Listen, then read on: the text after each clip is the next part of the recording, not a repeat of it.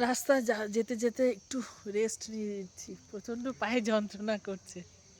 এই জন্য রাস্তায় এই একজনের বাড়ির সামনে বসেছি গাছের গুঁড়ির ওপরে, একটু রেস্ট নিয়ে নিচ্ছি।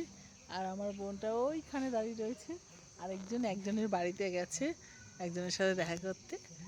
গ্রামটা দারুণ লাগছে দেখুন, এরকম সবুজ সবুজে সবুজ কোথায় পাবো আমরা কলকাতায়?